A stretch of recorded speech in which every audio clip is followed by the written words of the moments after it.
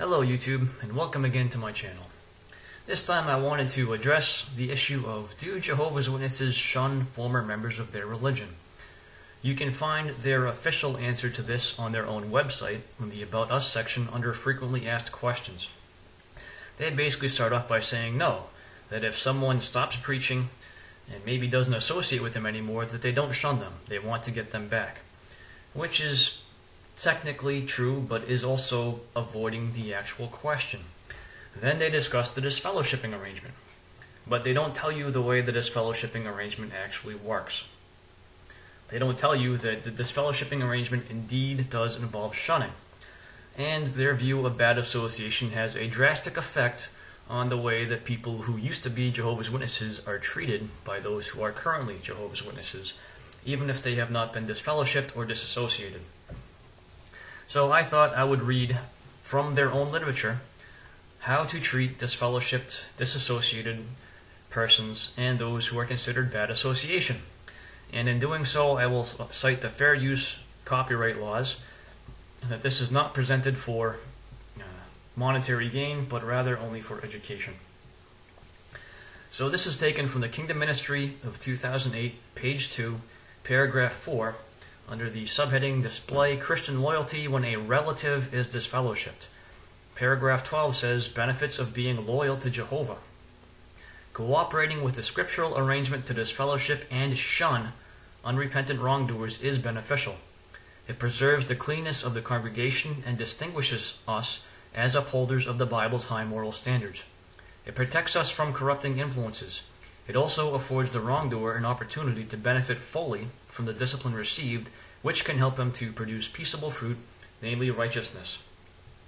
Next, Watchtower 2013, January 15th, page 16, paragraph 19, Let nothing distance you from Jehovah. It says, On the other hand, if you choose the path of resentment towards Jehovah, you will distance yourself from him. Really, what your beloved family member needs is to see a resolute stance to put Jehovah above everything else, including the family bond. So to cope with the situation, be sure to maintain your own spirituality. Do not isolate yourself from your faithful Christian brothers and sisters. Pour out your feelings to Jehovah in prayer. Do not look for excuses to associate with a disfellowshipped family member, for example, even through email. Stay absorbed in spiritual activities. The sister quoted above says, I know that I must stay busy in Jehovah's service and keep myself in a spiritually strong condition so that when my daughter does come back to Jehovah, I will be in a position to help her. This one is also from the Watchtower 2013, August 15th, page 8, Questions from Readers. Would it be appropriate for a Christian parent to sit with a disfellowshipped child at congregation meetings? So that's an article. You can look that up and read that for yourself. But notice that they're even asking the question if it'd be appropriate for a parent to sit with a disfellowshipped child at the meetings. Watchtower 2012, April 15th, page 12, paragraph 17. Betrayal, an ominous sign of the times. Paragraph 17, consider just one example of the good that can come when a family loyally upholds Jehovah's decree not to associate with disfellowshipped relatives. So it goes on that basically that young man came back to Jehovah because his family would not associate with him. And you can read that for yourself. Watchtower 2011, February 15th, page 32, paragraphs 18 through 19. Do you hate lawlessness? If you face a similar situation, please remember that Jehovah sympathizes with you. By cutting off contact with the disfellowshipped or disassociated one, you are showing that you hate the attitudes and actions that led to that outcome. However, you are also showing that you love the wrongdoer enough to do what is best for him or her. Your loyalty to Jehovah may increase the likelihood that the disciplined one will repent and return to Jehovah. And paragraph 19 involves the experience of someone that came back because of being shunned by their family members. So disassociation is when someone voluntarily decides not to be one of Jehovah's Witnesses anymore, and they write a letter stating such. So that would classify a disassociated one as a former member of Jehovah's Witnesses. And here the instructions are implicit to shun them and to avoid contact with them. Now, Watchtower 2006. March 15th, page 23, paragraph 9. Each one will carry his own load. This talks about association. So, again, 315, page 23, paragraph 9. What about having close association with those who may be morally clean, but who lack faith in the true God? The scripture tells us, the whole world is lying in the power of the wicked one. We come to discern that bad associations are not limited to permissive or morally debased people. Hence, we are wise to cultivate close friendships only with those who love Jehovah. Watchtower, 2004, June 1st, page 6. Which religion should you choose? It says, today, the danger of falling victim to harmful influences and enticements is great. Choosing the right kind of association is essential. The Bible notes that he that is walking with wise persons will become wise, and that bad associations spoil useful habits. Associating with genuine worshippers of God is a protection. Therefore, the Bible therefore reminds us, let us consider one another to incite love and fine works, not forsaking the gathering of ourselves together, as some have the custom, but encouraging one another, and all the more so as you behold the day drawing near. What a blessing when true friends, spiritual brothers and sisters, lovingly assist one another to fulfill their responsibilities before God. Watchtower, 2004, December 1st, pages 15 through 16, paragraph 13. Walk in the way of integrity. It says, what about us? Do we refuse to sit with men of untruth through television programs, videos, motion pictures, internet sites, or other means? Do we stay away from those who hide what they are? Some at school or at our place of employment may feign friendship with us for devious purposes. Do we really want to develop close ties with those who do not walk in God's truths? Behind claims of sincerity, apostates may also hide their intent to draw us away from serving Jehovah. What if there are some in the Christian congregation who live double lives? They too conceal what they truly are. Jason, now serving as a ministerial servant, had friends like that in his youth. About them, he says, one day one of them said to me, it doesn't matter what we do now, because when the new system comes, we're just going to be dead. We're not going to know that we missed anything. That kind of talk came as a wake-up call for me. I do not want to be dead when the new system comes. Jason wisely cut off his association with such ones. Do not be misled, warned the Apostle Paul. Bad associations spoil useful habits. How vital that we avoid bad associations. And finally, from the Watchtower of 1984, July 1st, page 31, questions from readers. It says, or, as mentioned in John 6, verse 66, occasionally a witness on his own initiative will decide to leave the way of truth. He may even make known his decision after the committee begins to look into his wrongdoing.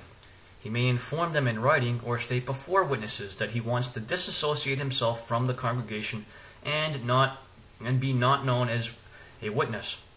Then it will no longer be necessary for the elders to continue their investigation.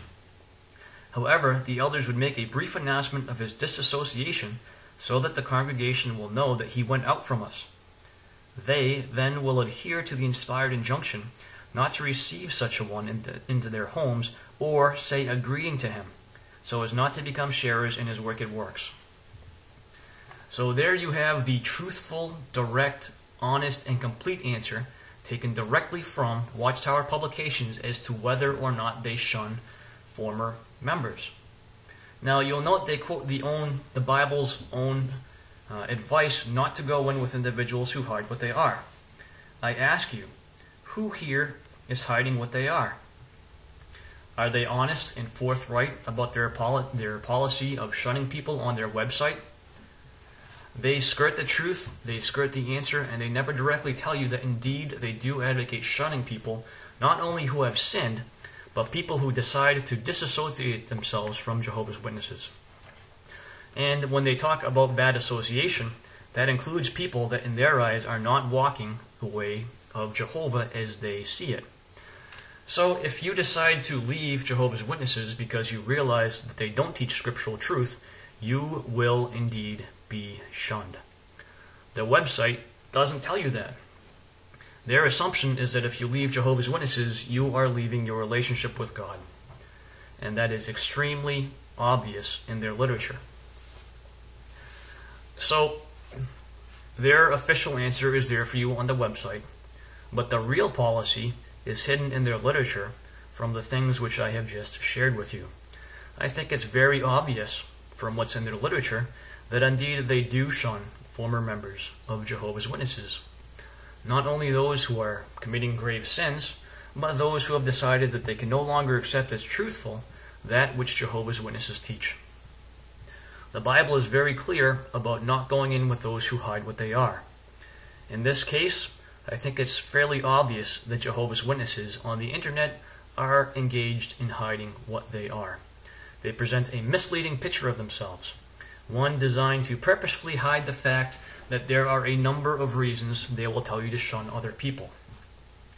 They hide the fact that they advocate not associating with people who are not Jehovah's Witnesses.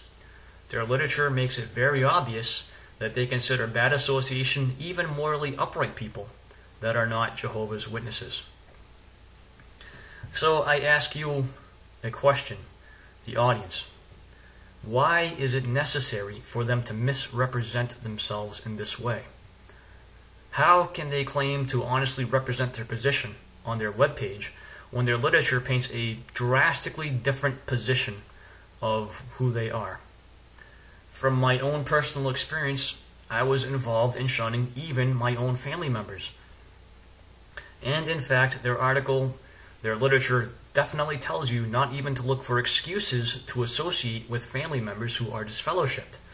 So while they say on their webpage that disfellowshipping does not break the family ties, the truth of the matter is something drastically different.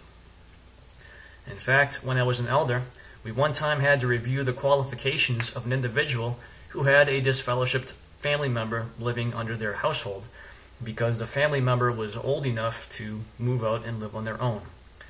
But in this particular case, the family member was living there because of financial conditions. Nonetheless, we were still made to review their qualifications. So, this is Jehovah's Witness policy on shunning. So the answer to the question, do Jehovah's Witnesses shun former members of their religion? The answer is a firm yes. Yes, they do. Without question asked, yes, they do. And the information is there for you to see in the literature.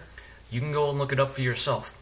And then the question you have to ask yourself is, why did they misrepresent themselves on the web? Why did they not answer the question? Why did they answer a question that was not asked? So anyways, that's my video for this time. Thanks for watching.